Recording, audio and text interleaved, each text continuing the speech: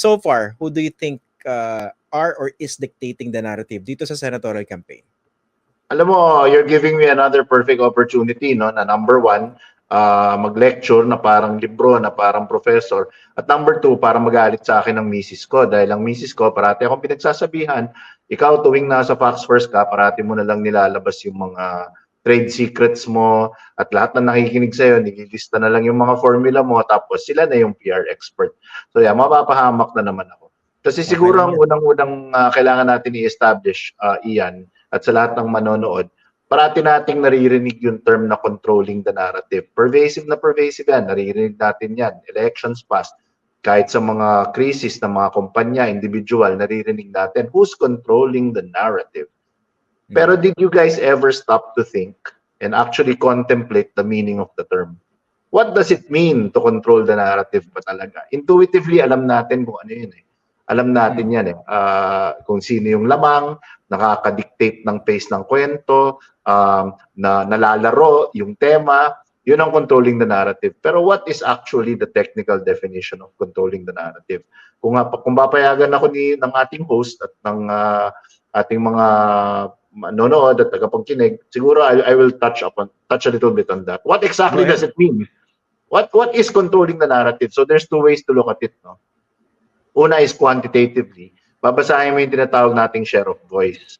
So traditional media, susukatin mo sino yung may maraming release, sino yung maraming kino-coverage sa media, sino yung pinag-uusapan, top line yan. Sino yung nako-cover ng mga trad media, radio, print, TV. But there's also the aspect of SOCMED. You have to put that in, social media. Sino yung mas maraming engagement, sino yung nakakakuha ng more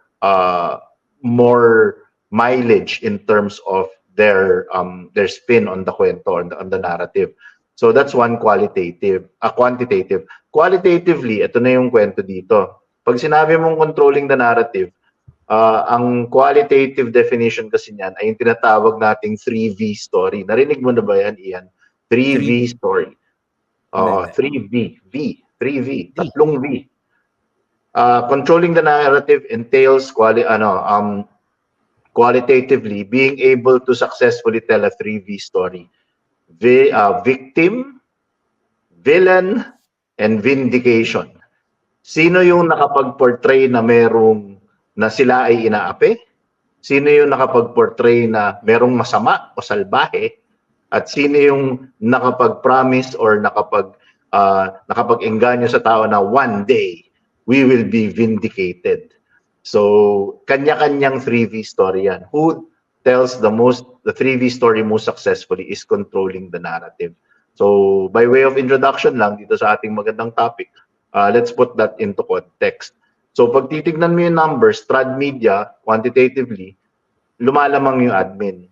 Yung kwento nila yung mas nako-cover, yung mga sagot ng not official opposition kasi hindi pa nila binabansagan yung sarili nila ng opposition, ay hindi masyado nako-cover sa trad media. But on SOCMED, which is really perhaps the traditional strength and quote-unquote bailiwick ng pro-Duterte forces, dyan sila lamang. Even if you look at it, really do a clean sweep and do a numerical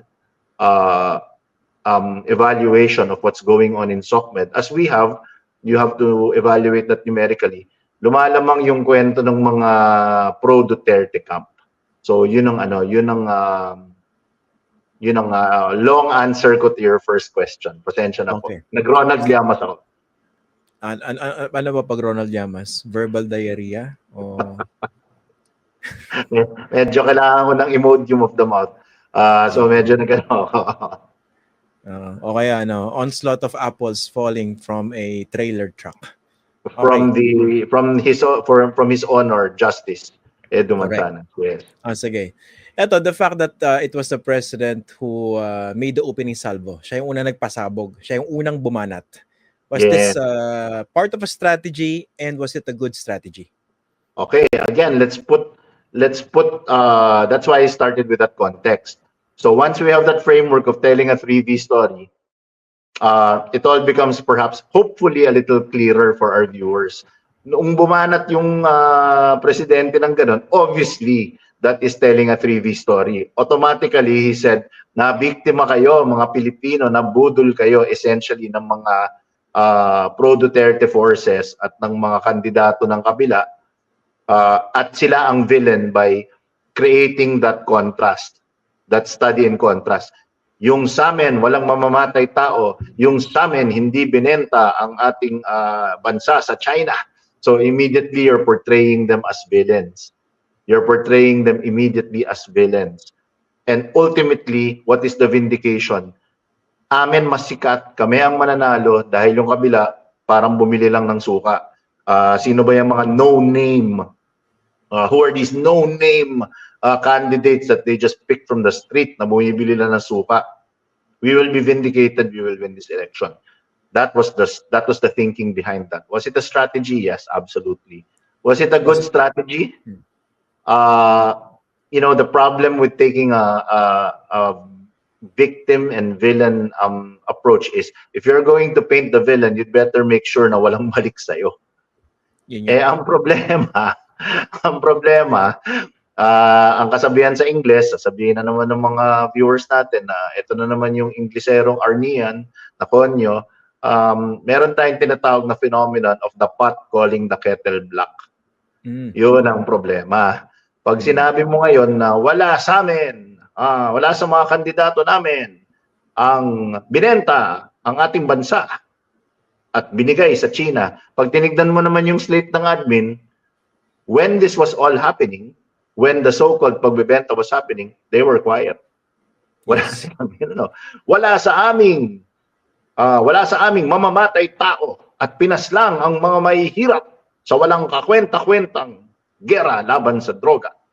But if you look at their slate, these very same candidates, if not enabled, outright enabled, tahimik ng war on drugs. Tikom ang mga bibig. So, I don't know about it being a good strategy dahil madaling i-aikido, madaling ibalik. Madaling i-mirror. Di ba sa Pilipinas, mirror. Tumingin sa salamin. Oo nga eh. Actually, naalala ko, the day after siya mag-speech, merong isang salbahing podcaster. Hinimay inisa-isa at pinamuka yung kaipokritohan ng kanyang speech. Well, alam mo, wala talagang choice yung mga podcasters pag wala silang makuhang guest. So nagmo-monologue na lang sila ng mahaba. Yan yung mga yan yung mga low-class second-rate podcast walang makuhang guest. Kaya nagtalumpati na lang, mahabang talumpati. Nag-rant na lang, parang isang matanda na turo-turo sa mga ulap. Ganyan, no, the hypocrisy, the humanity, the blatant two-facedness of it all. Ganon. Nakita ko yung podcaster na yun, medyo kinilabutan ako. Hoy, sabi ko, may guess ako. May guess ako ng part 1. Talaga nagsalita lang ako ng pangalawa. Kasi pa nag-guess ako, hindi ako makakahirit. Sabi na, naalala ko yung kanta ng Carpenters na talking to myself and feeling low. Naalala ko medyo kausap niya yung sarili niya nag-aano dun nagpo-pontificate. Correct. Okay, minsan masarap mag-monologue Anyway, speaking of political aikido, effective ba yung balik nung kunwari nila Victor Rodriguez? Diba, remember nung the following day, sila naman yung nagsagawa ng kanilang proclamation rally or launch. Sabi niya, kung kami team suka, yung kabila team sinusuka or something. Sinusuka. Effective ba yung ganun pagbabalik? They obviously are talking in sound bites. They're trying to be witty. Yan naman yung dyan. Yan naman yung dynamics dyan. You're going to try to take the lob of the other one. Parang tennis. You're gonna volley it. Qualify nila clearly ang playbook ng do we call them the DDS slate? The PDP Laban slate. Accurate ba yan? Clearly ang strat ng PDP Laban slate is not to expose the hypocrisy, but rather to play on the gut issues na to connect themselves to the masses na parang, ayan, walang kakwenta-kwenta yung mga sinasabi nila. Mga elitista sila, never nila na-experience yung bumili ng suka. Disconnected ang ating Pangulo. Anong masama? Yan, may emotional may emotional appeal pa na parang iniinsulto ba niya ang mga pangkaraniwang mamamayan na kailangan bumili ng suka na kamahal-mahal. At least suka na lang ang mabili kasi hindi na makabili ng bigas na hindi naabot kaya sa taong bayan. So they're trying to wrench that into a gut issue para lang mabalikan yung kabila. Effective. Okay. Pero sa ganitong karanasan mo ba bilang isang political campaign strategist, lagi bang merong inherent advantage yung taong nauuna sa opensa, tapos yung susunod, puro pagsagot na lang nung kalaban, and then they end up reacting only to what was being said? Absolutely. In fact, that is well, one of our tenets. Nako, magagalit na naman ng aking misis at iisipin na naman ng ating iisipin na naman ng mga viewers na isa akong demonyo. Hindi po ako demonyo, pero ang aming motto sa ganyan is hit first, hit fast, hit hard, keep on hitting. That's it. Hit first, hit fast, hit hard, keep on hitting. Habang sumasagot yung kalaban, tumitira ka na ulit. Pag ganito po ka-polarized ng eleksyon, kasi there are some, like sa local, hindi naman pwedeng puro upa ka dahil ang magsasawa ang tao dyan. Pero sa national, retail votes, nako, gustong-gusto nila yan, gustong-gusto nila yan. Palagay ko, lahat naman tayo, hindi sa sinasabi kong mga marites o tolits tayo, no? Pero naranasan na natin yung may nag-aaway sa nakapitbahay natin na talagang tuwan-tuwa tayo sa nakikinig tayo. Ano sabi? Ano? Sinabi na ganyan? Ano sinabi ng lalaki? Gano'n. Gusto-gusto natin yan. Mukha bang ito yung yung talagang strategy ni BBM? Kasi dun sa, I think, speech naman niya sa Davao, nung nagsagawa ng pagtitipon yung kanyang mga kandidato sa pagkasenador, inulit na naman niya yung ganong characterization. Na ito, without saying the word, invest in the brightest, ito, hindi to pinabili ng suka, ito, walang dugo, galing sa drug war. Yung inulit niya Correct. So ang ginagawa niya dyan, stark contrast. Ang strategy na yan is provide a stark contrast. Sila masama, kami mabait, kayo biktima. Biktima ang Pilipino. Again, villain, victim, vindication. Nabiktima kayo nitong mga to. Binenta yung bansa ninyo. Pinatay ang mga anak at kamag-anak ninyo. But you have to take it on a broader scale, Ian. Kaya rin ginagawa. Tingin ko, hindi naman sa may alam ako or I'm absolutely not on the inside. Tingin ko, pag midterm election din kasi, kailangan mag-muscle flex ng isang pangulo. Dahil ang midterm election ay referendum on the current administration at tinatawag nilang nagiging medyo lame duck na yung pangulo pagkatapos ng midterm election. Dahil ang mga politiko nakatingin na dun sa 2028. Medyo umaanggulo na yan kung paano nila maproprolong ang happy times and happy days nila sa susunod na political incarnation. So they're already looking at 2028. So yung outgoing president after the midterms, he needs to go out strong and tough. Kailangan medyo may muscle flexing na kailangan gawin. Speaking of the 3V narrative na binabanggit mo, mukha bang effective naman yung parang pagbalik nung Team Duterte? Kasi baka naman ang portrayal nila, kami yung inaapi, pinalalabas na hindi kami kasing galing nila, so sila naman yung villain, kami yung victim, and eventually, we will be vindicated. You got it.